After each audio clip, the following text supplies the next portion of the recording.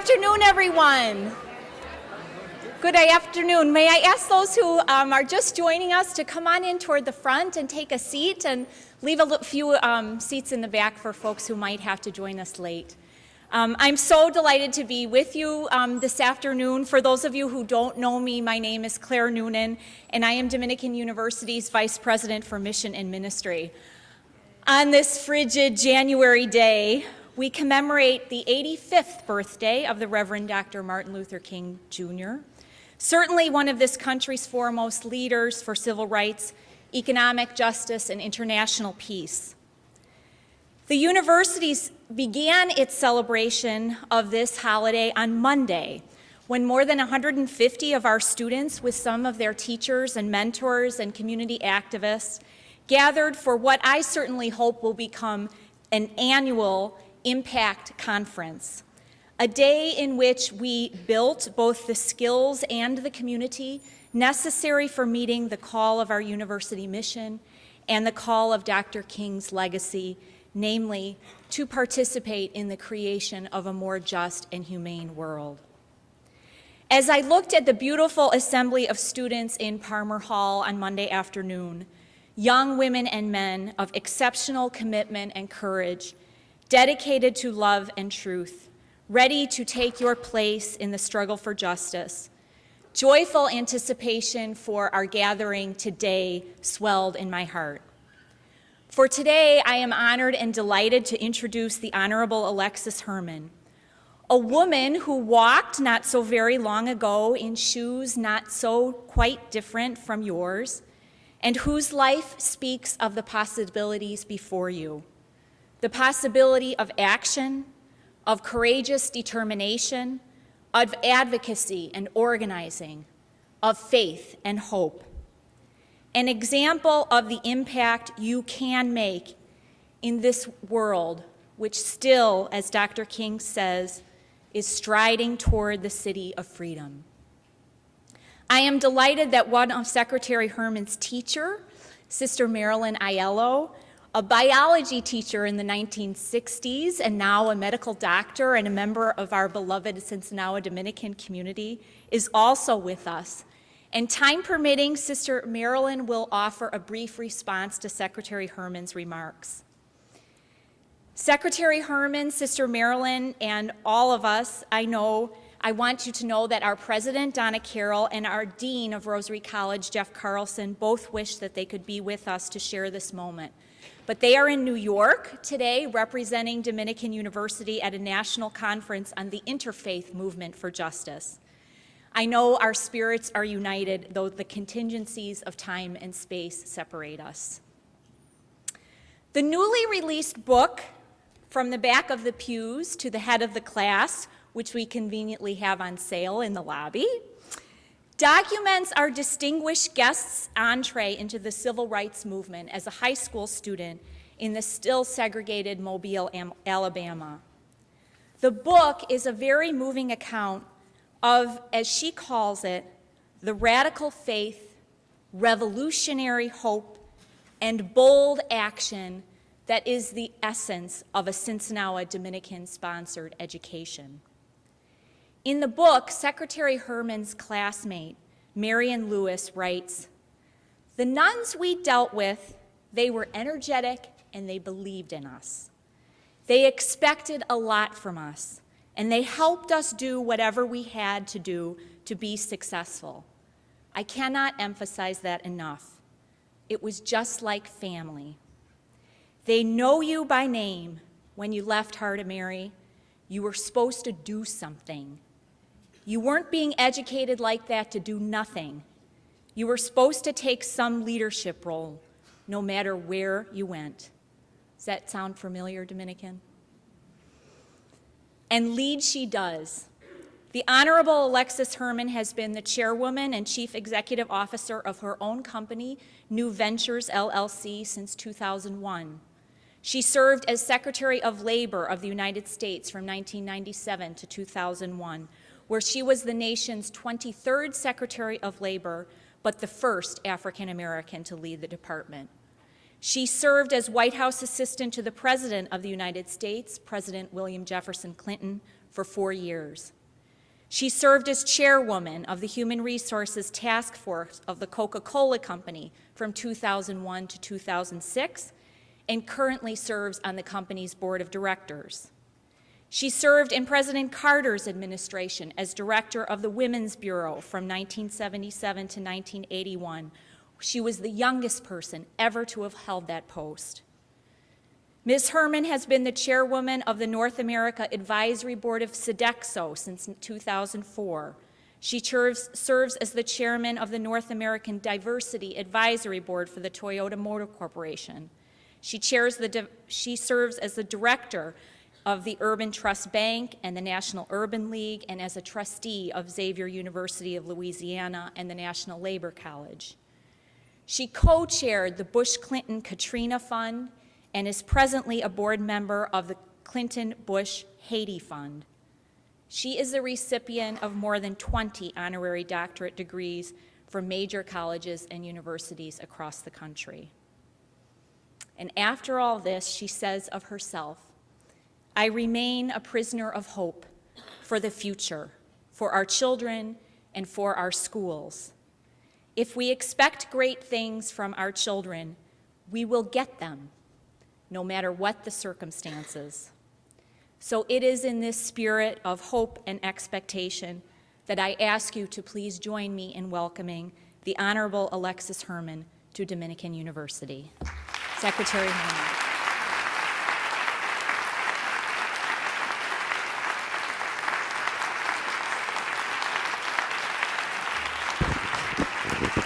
Thank you very much, and good afternoon. Thank you. My thanks to you, Claire, for your very warm and gracious introduction. I want you to know, Claire, that my daddy would have appreciated everything that you just said about me, but my mama, bless her heart, she would have believed you. But I thank you, Claire, not simply for your introduction, but I thank you for what you're doing here at Dominican, for your leadership, for taking the time to give back and to make a difference in the lives of so many. You've been a great coach to me just to be here today. And so I want you to give another round of applause to Claire. She is one special human being. Thank you so much, Claire. Thank you.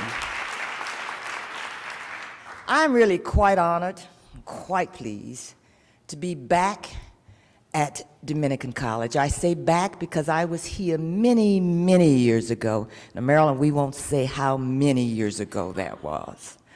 But it does my heart good just to be back here.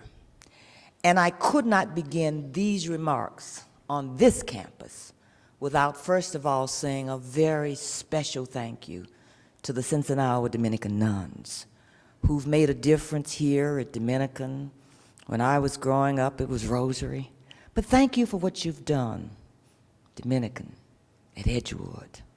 Thank you for taking the time to mold the lives of so many of our young people. And as I look at Sister Marilyn and Sister Melissa sitting out there, and I dare not start calling names, I just want you to know that you have made an incredible contribution, not just to our country, but to our world. And we thank you so very, very much. Thank you.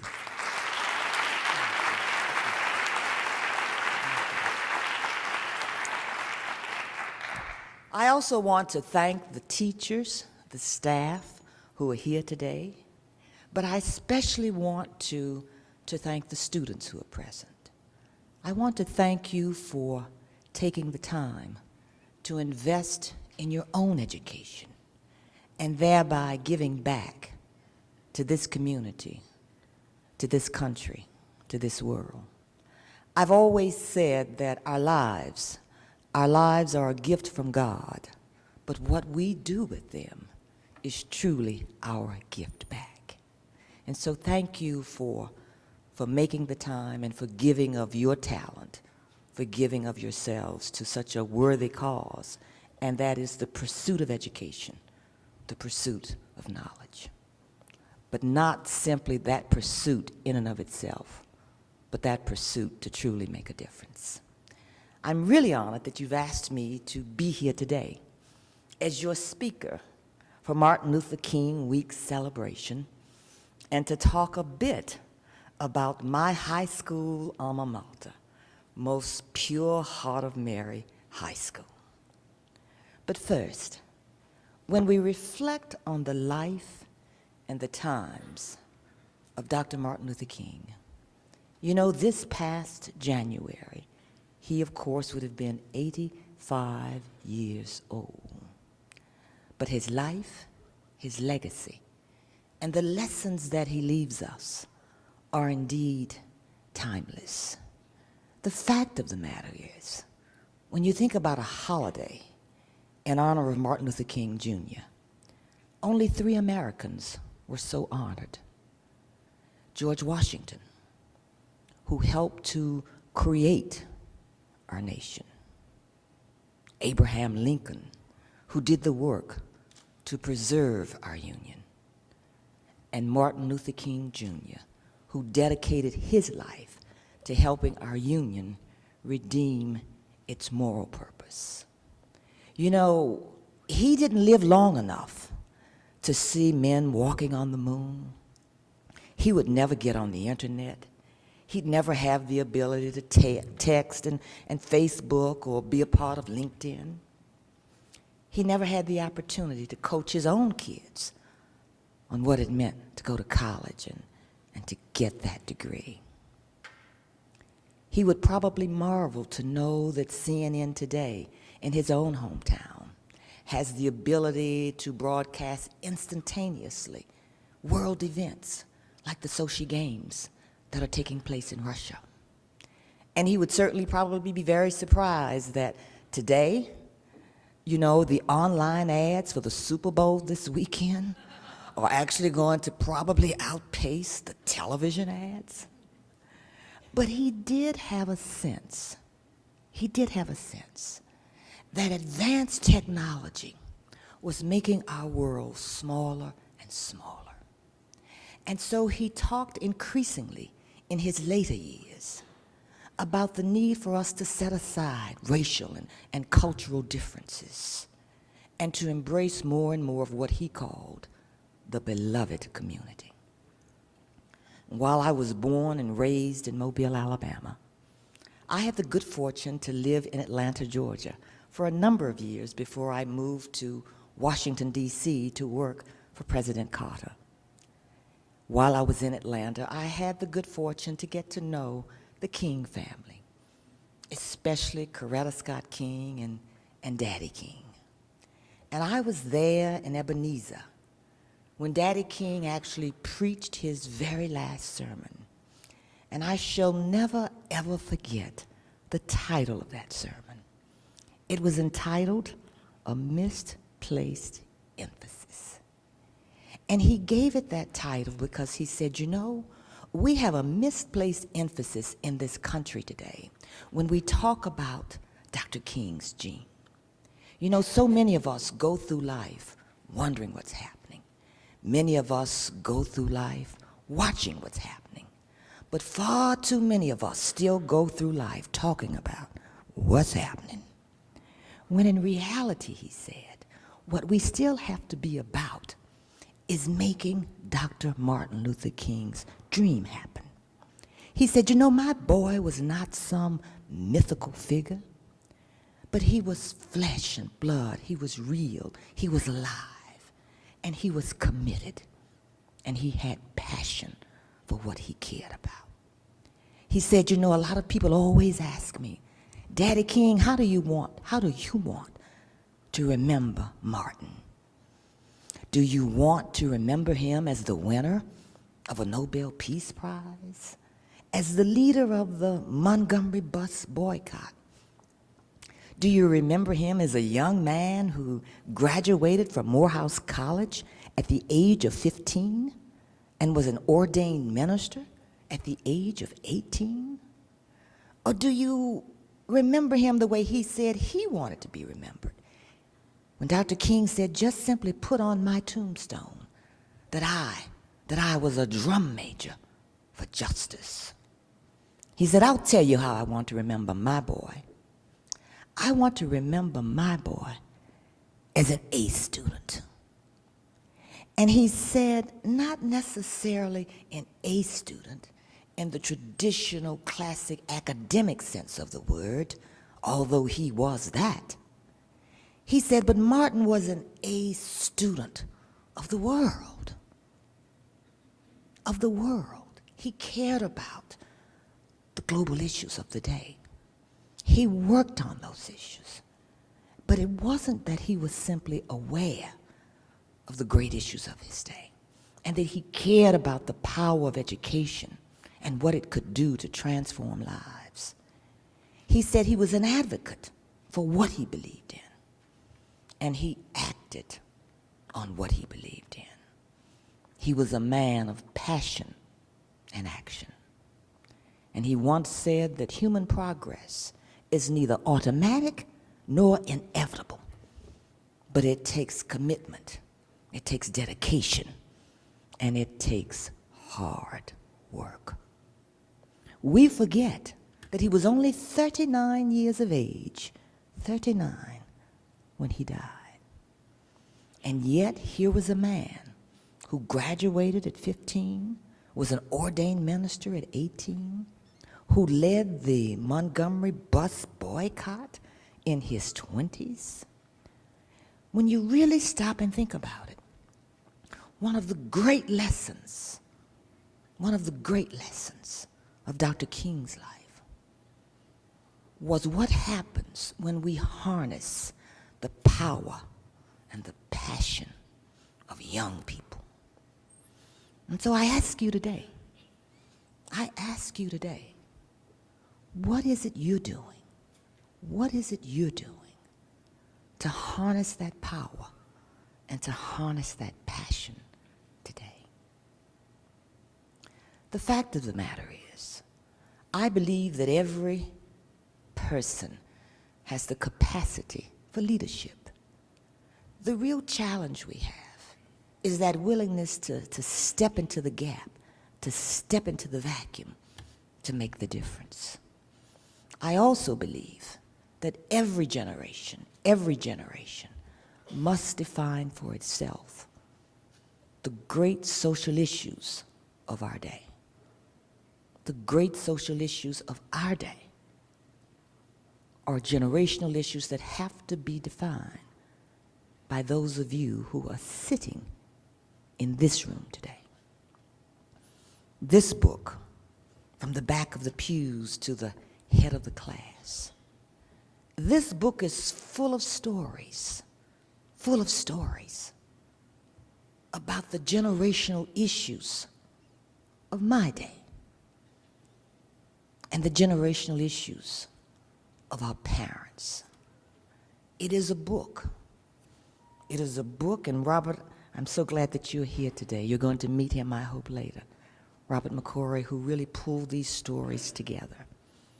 But it is a book about the people and the events and the circumstances that shaped our lives. It's a book about what it meant to have the tutelage and the guidance of great parents, of Cincinnati Dominican nuns, of Josephite priests who were willing to take the great risk for the issues of our day. There are stories in here of men like Butch Holmes, Williams Holmes, who is here today, a Heart of Mary graduate. But you know what? In 2010, Butch Holmes, stand up, Butch.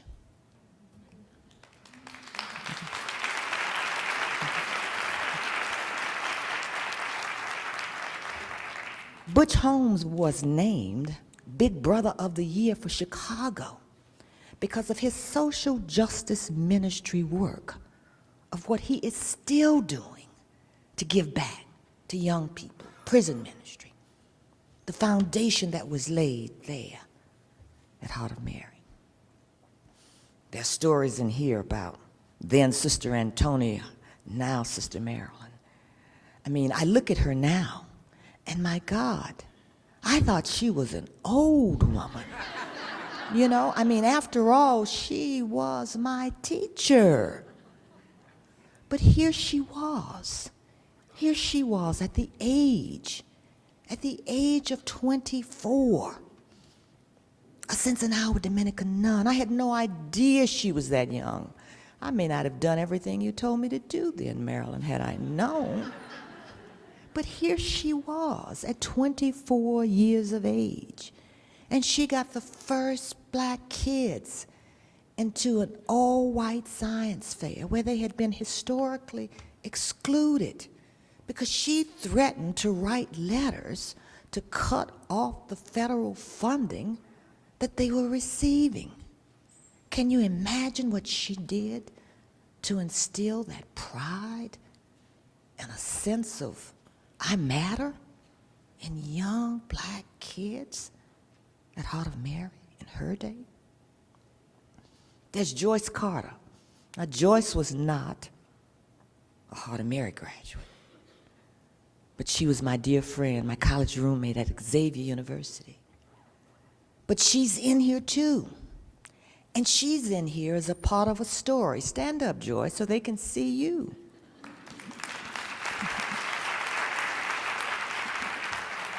She's in here too, because Paulette Norval Lewis, my sister, tells the story of what it was like one night riding in the car with my dad to go to the Burger King to try and get served just hamburgers and milkshakes because they wouldn't serve us. And so you know what we had to do? You know what Joyce did? Paulette, you know what we did? We started speaking foreign languages. Not that we could, but we pretended we could. We had to pretend to be something other than who we were just to get served. But guess what? For us, that was a risk, and we got served. They didn't know we were young African-American girls. They really thought we were from somewhere else. And I tell my own story. Robert didn't label it this story in the book, but whenever I'm talking about it, and I wish I had a microphone. We don't have one, do we? You have one? Great. You know, I'm not used to speaking behind podiums, so I asked the young woman, if you don't mind, Claire. Thank you. Jesse, great. Podiums, you'll laugh a lot. But there's my own story. I called it, Robert, Kissing the Bishop's Ring. And I tell my story of a young 15-year-old girl, a sophomore in high school, at Heart of Mary. There I was, getting ready for the annual May Day celebration. And what I love about speaking here, I don't have to explain what May Day is, honoring the Blessed Virgin Mary. Usually if I'm speaking, I don't know what I have to go through all. But I can tell you, every year, all the Catholic high schools had to come together to pay tribute to the Blessed Virgin Mary in the annual May Day celebration. And we had to line up in our uniforms. The only problem was the black kids had to line up behind the white kids, right? And it was this long procession into Hartwood Field, sort of like Soldiers Field, but a lot smaller. And all of the schools would participate, and all of the high schools would have a representative marching with the bishop and priest, and some young woman got picked every year to crown the Blessed Virgin Mary. It was a big, big deal. And it was the one time of the year when you could expect to find that there was a front page story about what was going on in Catholic Mobile. That was one problem with the story that year for me. Probably every year, but it was the year I noticed.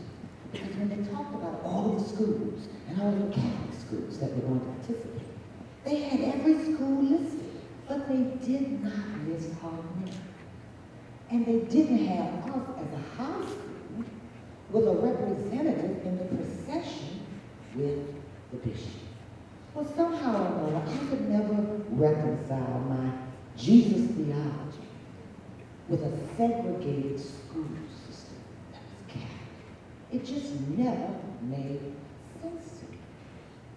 And so this particular day, and I don't know if the Holy Spirit, I don't know what came from it, but I cut that newspaper article out, and I put it in my blue uniform pocket.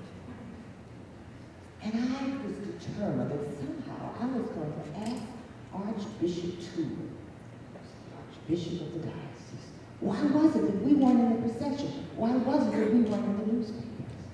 And so we all get to the stadium, we all march in, I feel this paper burning in my pocket, and I'm trying to figure out how am I going to do this? Well, Marilyn can tell you, all the students got into their places. We had to stay there. You couldn't leave. You had to say the rosary, you had to say your prayers, you had to do all the tributes before the crowd. And so I decided to raise my hand and to tell my homeroom teacher, Sister Patricia, had a great Dominican God to go to the bathroom. That was one thing you could leave the stands for. And so I left the stands under the guise of going to the bathroom. I can't remember if I did or not. To tell you the truth, I wouldn't be accused of lying, but knowing me, I thought just got out of there. And then I was trying to decide how am I going to get to the bathroom. And so I decided that I was going to wait. You know the dugout where the players run through this archway thing when they go onto the field? I decided I was going to position myself right at the dugout when they came back in, when the procession came back in, and this good Catholic girl, I was just going to step politely in front of the Archbishop, and I was just going to have this conversation. I'm 15 years, so all of this makes sense to me. And then they could just keep on going where they wanted to go. So I did that. I went and I waited at the dugout. I was getting the courage up. The ceremony was over, the celebration was over. They got ready to leave the field, they turned around, they started to march back, and all of a sudden, I panicked. And so I turned around and I thought, oh, I can't do this today. And so I'm walking back, and I see this doorway, like this doorway. And I think to myself, and there's a policeman out here walking guards, you know, he's guarding behind where he guards the players. So I said, I'm just going to go in that door, and I'm going to just wait for the procession to pass, and I'll wait in that room, and I'll do this. Well, what happened was, I go in this room, I listen to all the commotion. They come, pass, and all of a sudden that door opens. And I think, oh my God, they're coming in here. There was this big white table, something like this, a table like this, but it was bigger than this. Probably 3 times this size, but it had a big white tablecloth on it. Well, I did what any good Catholic girl would do. I immediately climbed under that table, and I hid. And I waited. And then all of a sudden, I heard all these voices, all these male voices. And I thought, well, who is that? And then, you see how you can see right here? I started seeing garments fall to the floor. Altar boy tops, some garments started falling to the floor. And I thought, oh my God, they're undressing. So again, good Catholic girl that I was, I couldn't decide what was worse, to be in a room with naked men, or just to get out of there. So I thought, I better get out of here. So I crawl out from under that table, and I look up, and lo and behold, there are all the priests who were on the field, and wouldn't you know it, sitting right in that corner was Archbishop Tudor. You talk about divine intervention, because I didn't think back then. I just thought, oh my goodness. And so Father Bill James, who was then a Monsignor, recognized me. And he said, Alexis Herman, is that you? I said, yes, Father, it's me. He says, what are you doing in here? I said, I came to kiss the bishop's ring. And so they look at me and I immediately scoot over. I fall to my knees. I grab Bishop Tudor's hand. He's looking like, is this a child from outer space or something? I grab his hand and I kiss his ring, because that's what you do. We were trained to kiss the bishop's ring, and so I kissed it. But as I kissed his ring, I reached into my uniform pocket and I pulled out that article. And then I just started spilling my story. You know, don't you consider us to be a Catholic high school? Why is it that the black kids have to march in the back? On and on and on and on. And he's turning redder and redder and redder. Finally, one of the priests came up and said, I think you better leave. I said, okay. And so I left. I rushed back to where the Heart of Mary students were in the bleachers. And lo and behold, because we're at the last and we're at the end, you know, they were just starting to leave their seats anyway. So I was able to kind of fall in with my class, tip right on back in line. My heart was racing. I didn't tell anybody what I had done. Not my parents, not anyone. I get to school the next morning. I was a pretty good student, right, Mary? I was pretty good. I was okay, right, Mary? And I hear my name over that speaker. And Sister Dismas, the principal, is saying, Alexis Herman, report to the principal's office, report to the principal's office. I thought, you only got called to the principal's office when it was really bad over the speaker when you're in homeroom. And so I get up. And I look at Sister Patricia now, and I guess the nuns sort of knew that I was in trouble, but they didn't tell me. And so Sister Patricia comes over to me, and she puts her arms around me. She says, Alexis, you did the right thing. I didn't know what she was talking about. I get there. And of course, Sister Dismas is in a complete rage. She says, I cannot believe you have embarrassed Heart of Mary this way. Tell me you didn't do it. Tell me you didn't confront the bishop this way. And I'm crying. I'm like, I did it. I did it. And she says, you're going to be expelled. You get all of your books, and you go home. And so I went back to my own room, to Sister Patricia. I'm crying, and Patty's crying, you know. That's how they were with us. And again, she put her arms around me and she said, Alexis, you did the right thing. And so I left. I walked to my dad's office. I didn't dare tell my mom, oh my God, but I did tell my dad what happened. And the wonderful thing happened. My father got so angry that I had been expelled. He says, they're not going to expel me for this. You did the right thing. And so, you know, to make a long story short, you know what happened? My dad got other parents together, and he says, it's time we have it out with the Archbishop in this diocese, because it's not right.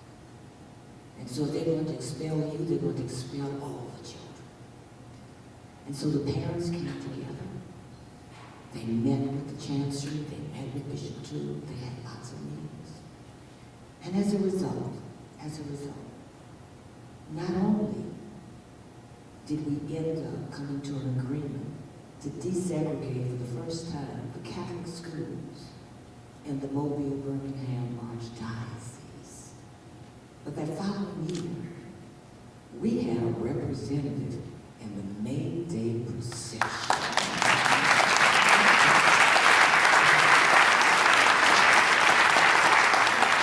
And her name was Marie Tage. That incident, my friends, taught me the importance at 15 years of age of what it means to take a risk for what it is you believe in. And I learned from that experience that as I got older, and as I moved through my own life, that I got into the habit of risk-taking. You know what you figure out? The more you do it, the easier it becomes. And so I ask you in this room today, what is it you've got to come out from under the table for? What are the issues of your day? What are you willing to crawl out under that table for and commit to to make a difference?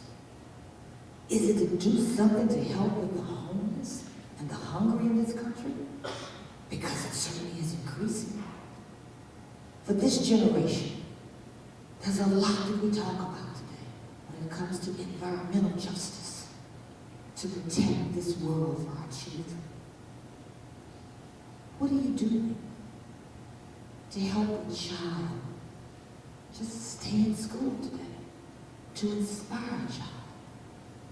Because you know what? Today it's not just about getting a good grade. Today it's about getting any grade. Have you taken a stand for the shrinking federal resources that are eliminating Pell Grants and what it's going to take to help kids who just can't afford the rising cost of tuition to go to school today? What are the issues you're willing to come out from under the table for?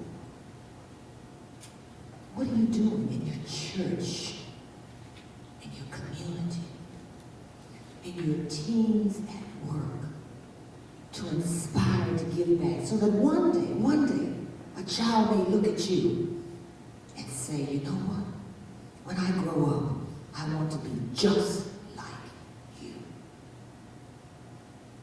Because I'm in Chicago. Joyce knows I always like to tell the story of my grandmother, who passed here just 3 years ago, at the age of 105. You know, she never finished the 8th grade, but she was probably the wisest woman that I ever knew.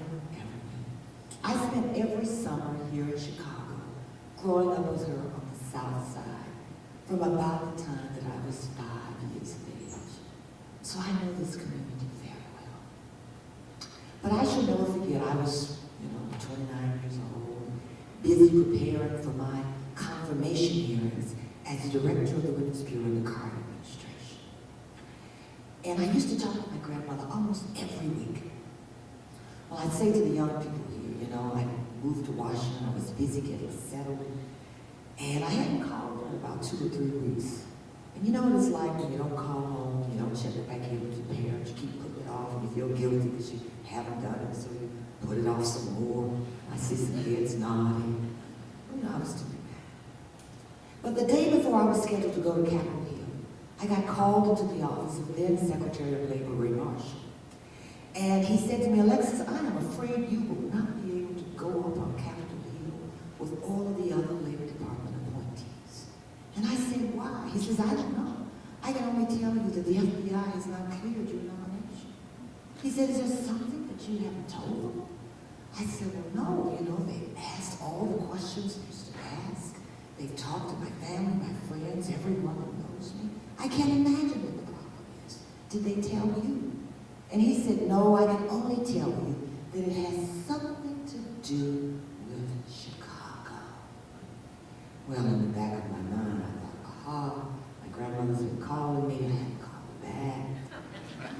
Maybe I better go check in. So I called her up, and I said, Pitt, that's what I called her. I said, Pitt. She said, Lex, don't say a word, don't say a word. I love you. I said, I know that. She said, there isn't anything in this world that I wouldn't do for you. I said, I know that too. She said, well, let me tell you something. Not once, not twice, but 3 times, 2 white policemen have been coming to my door, knocking on it and asking questions about you. I said, 2 white policemen? She said, that's right. I said, did they have on uniforms? She said, well, no. They were from something called the F something, the B something. She said, I don't know. But don't you worry, baby. I didn't tell them a thing. Now,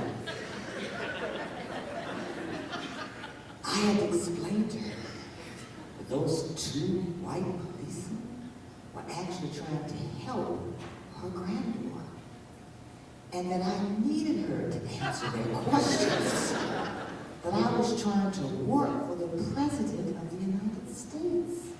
But you see, for my grandmother, that wasn't a part of her reality. The idea that the two white policemen in her mind were knocking on her door, asking questions about her granddaughter, her immediate reaction was that she had to protect me. But I had to assume the role of a cultural bridge for her. I had to interpret for her that this really was a good thing and they were okay. And they were really trying to help me and this was important. And that I needed her to do this, to release her own fears and to make it okay. And so I say to you, especially the young people who are here today, you have to recognize that you too must be our cultural bridges into the future. You have to help us interpret and to understand the realities of your world and what are the issues that you care about, so that together, we can make the collective difference. You're growing up in a world very different from ours. Multiracial, multicultural, different languages, different people, different experiences. We have to learn anew what it means to really to respect the individual. We have to learn what it means to really to embrace in this day and age, with all of the violence in the schools and all of the issues that we deal with. What does it mean today to embrace Dr. King's beloved community? And I say in conclusion, and I have no idea what time it is.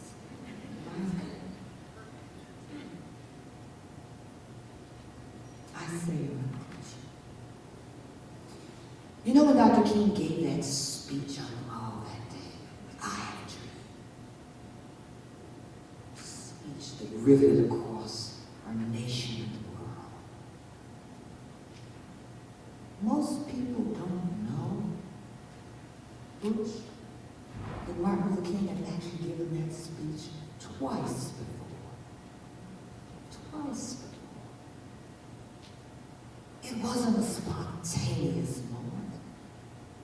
If there was anything about Martin Luther King, he was always prepared. He did his homework. He never just shot from the air. But do you know what was different about that day?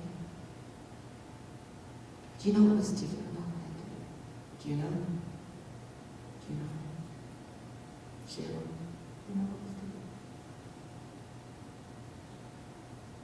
What was different about that day was that the world was watching and listening. The world that day was watching and listening. And so I say, especially to the young people today, the world is watching and listening and waiting for you. What will you do to come out from under that table? What will you do to go from the back of the pews to the head of the class? What will you do to make the promise of America, the practice of America, for all of America?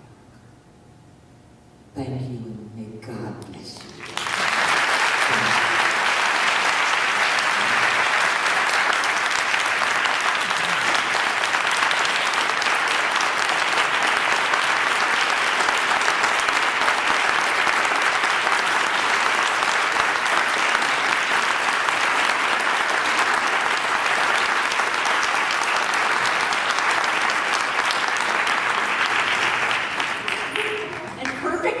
We have just enough time for some questions and some back and forth, and maybe I'll ask Sister Marilyn Marilyn if she might join us on stage. So if you have any questions of verification of Alexis's story from the teacher, you can ask those.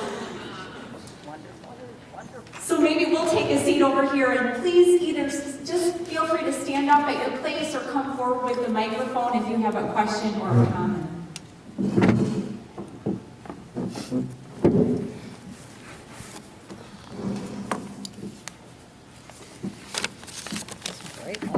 Do you want to get the conversation started, Marilyn? I know you have a few remarks prepared, if any, or we've got one. Great. Thank you. A brave soul. Brave soul. Hi, I'm Steve Robinson. Actually, I'm from Heart of Mary. Are you, Steve? Yes. Oh, wow. And Secretary Herman, I think my cousin actually went to school with you. Who's that? His name is Harold Miles. Oh, yeah. Washington? But my question was, when was the last time you've been to Mobile, and do you still have family there? You know what? This is a table mic, so people should be able to see you. Oh, pardon me? Was Marilyn going to respond? I think just because of time, maybe we'll just take questions, if that's okay. Yeah. The last time I was in Mobile was last year for 4th of July. Okay. I try to get home at least once or twice a year. And yes, I still have family. My mother's brother's still there. And I have lots of cousins and relatives who are still in Mobile. Okay, You great, still great. have your home? Do you still have your home? I sold my home. Sold your home? I sold my home. Yeah, I still have relatives there also, and my cousin actually works in D.C. and he worked for the GAO Okay, for great. many years, and he just recently retired, Great. probably about a year ago. Great. But to what you said about coming from underneath the table, I've been in Chicago probably 45 years. We actually moved to Chicago in '69, and I found within the last 23 years of my life, as far as giving back and coming from underneath the table, I've been doing it in community outreach. I've worked with a community organization just outside of where we're at, which is in Austin, known as Northwest Austin Council. Great. And I started out as just hanging around and becoming a board member, and now I'm the executive director of the organization. Great. So to what you're saying, you really do have to encourage young people. I'm looking now to start a mentoring program under the programs of STEM, science, technology, engineering, and math. Just a mentoring program, not as much to teach young people, but to give them an idea and a concept behind those ideas. Great. Thank you. Thank you very much.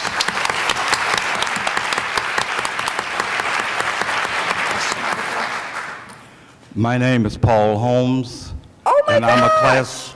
a classmate of Alexis Herman. Wow. And Sister Antonietta was my biology teacher. And because of her influence, I became a biology teacher. I just saw it. I taught, Say it again, Paul. We were so excited we didn't hear what you said. I said, because of Sister Antonietta's influence, collecting all those insects with the pill bottles and the formaldehyde collections, I became a biology teacher, Chicago Public Schools.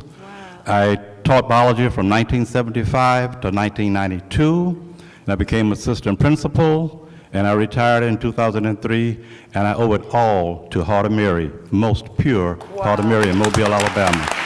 And again, I want to thank Sister Antonietta, Sister Alberta, all the nuns who took that time to come to Mobile and work with us. We were the first African American school that those nuns worked in. And some of them, it was their first time seeing African American students because they came from Minnesota, Ireland. They were purely, white oriented. But they came to us, and again, as what Alexis talked about the school, it was a family. They believed in us. And that's what I want to impart to everyone here. You have to believe in the youth. You have to believe. The sisters of Cincinnati, the Dominicans, believed in us, and we have never forgotten them. Thank you.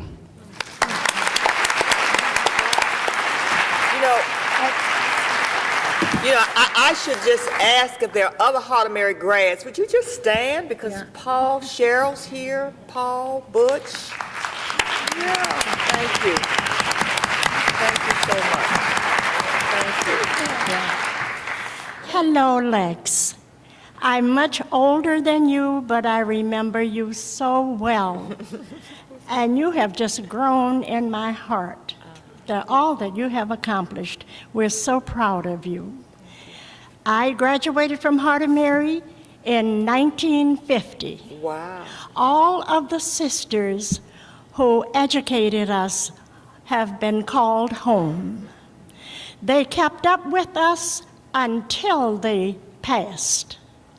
This summer, my class celebrated 63 years of a reunion of being out of Heart of Mary. There are only 21 of us left out of 42. And all of us came together except 3 who are ill. But I thought that was remarkable. The pastor at Heart of Mary commented when we walked in to take our reserved seats, "Look, they can all walk." I am the baby of the class, and I will be 81 Saturday.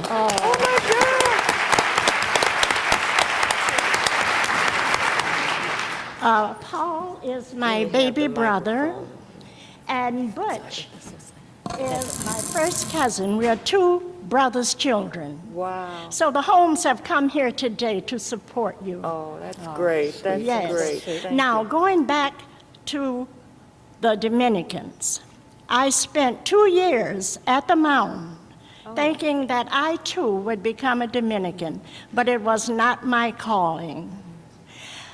Reverend Mother shared something with me. When it was time to send the Dominicans to teach us, to pull us up. In 7th and 8th grade, the teachers we had previously taught us how to add and subtract. When they came, I was just a little girl in grade school, maybe 3rd grade, but they taught us what education was all about. Reverend Mother picked the cream of the crop, got the sisters together and asked them, if you have any ill feelings toward the colored people, don't go to Heart of Mary and teach. Only go because you want to go and help these children. And we did get the cream of the crop. And this is why so many have succeeded. I am so grateful to all the Dominicans. Now, as a result of what you did for me, I wanted to leave a legacy for our children. I went with Johnson Publishing Company, and I created a book that was used in the school systems throughout the country called Color Me Brown. It was an early introduction to teach black children about their heritage. And that was from 1963 up until about 2 or 3 years ago when Johnson closed their book division. But I am ever, ever grateful to the Dominicans. You are just my heart, all of you. Thank you.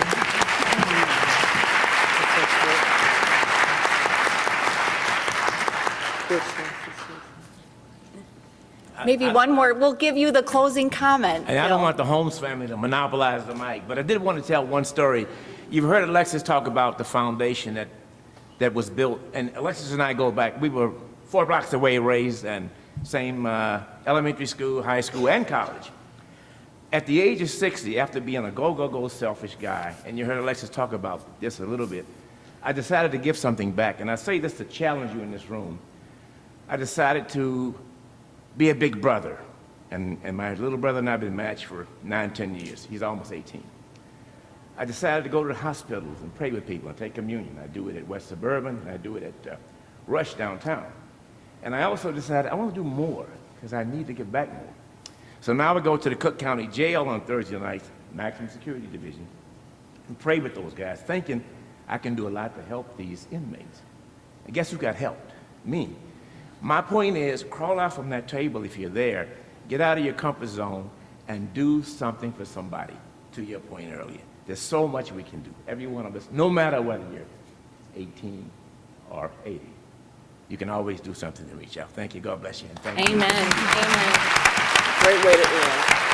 So I want you to say something. Let Marilyn say something. We're gonna, should we let Sister Marilyn have the last word? A few words. The last word. I'm going to get I know folks have to get going to class in a few minutes, so as Sister Marilyn takes the microphone, let me just say for other Heart of Mary grads who are with us today, please stop by the book table and leave your name and your contact information. The school is anxious to be in touch with the alums. For others who have enjoyed this program, I hope you'll pick up a copy of the book. As Secretary Herman mentioned, Bob McClory, the author, is with us, and I know both of them would be happy to sign it, as well as Sister Marilyn. And for everyone, please do stay and join us for a reception afterward for some more intimate conversation. So Sister Marilyn will give you the last word. Well, first of all, Alexis, I'm so overwhelmed and happy to be here with you and so proud of you. So proud of all the Heart of Mary graduates. I want to tell you a little bit about how this book came to be, and Alexis is, again, pivotal. It was about 8 years ago that she invited 4 of us to come to her home, to a home in the Blue Ridge Mountains. Do you remember that, Alexis? Yeah, well. And we sat around looking at albums of Heart of Mary, big albums, pictures, and we remembered so many wonderful stories. So many beautiful stories of family and friends. But also, there were stories that were difficult, stories that told about hardships, the hardships of civil injustice, the civil injustice that we were living in the South. Also injustices in the church that were so painful for those of us, not only those of us of the sisters, but of all the Catholics, the wonderful Catholic families in Mobile. We kept thinking, as we were looking through these albums, we kept thinking and saying that the story needed to be told. The story of these young people and what they accomplished under terrible difficulties, how brave they were, how courageous, how they answered the call. And so who better to tell the stories than the students and the teachers of Heart of Mary? And today we have a book. We have the book from the back of the pews to the front of the class, thanks to 2 important people right here. Mr. Greg Pierce, who is the publisher of the book, did so much for us. Greg. Okay. And a well-known author, Bob McClory, whose experience and research connected and enhanced the stories. The Honorable Alexis Herman is an example of the hundreds of Heart of Mary students who overcame the injustices of racism. She and they did not accept second-class education or second-class citizenship. They challenged the system. They excelled in their chosen fields. They kept the faith. I came to Heart of Mary to teach biology and chemistry in 1962, a newly minted Cincinnati Dominican. By the way, my chemistry class is on the cover of the book. Yes. Care to see I that? didn't do good in Your chemistry, picture's there, though. huh? Yeah, no, I wasn't Isn't a good that my chemistry student. class? Yeah, it is. It is, it is. We were a faculty dedicated to giving our best and to making a difference. But I have no hesitation in saying that it was the students and the families of Heart of Mary who taught us lessons of human courage and dignity that challenged our lives. Monday was a holiday to honor Martin Luther King Jr. The Tribune published a quote of Dr. King's that spoke to me, and I would like to just say it to you. He said, "Our lives begin to end the day we become silent about things that matter." This was a lesson that was taken to heart by the Heart of Mary students, and hopefully by all of us, now and into the future. Let us not become silent about things that matter. I thank you very much for coming. Thank you, Heart of Mary. Thank you, Heart of Mary. Thank you again, Secretary Herman, Sister Marilyn, and thank you, Dominican. I hope the experience you learned about today resonates somewhat, at least, of your experience of this university. Let us not be silent. Let us come out from under the table, and let's do the work that matters. Thank you again. Thank you, Claire. Thank you.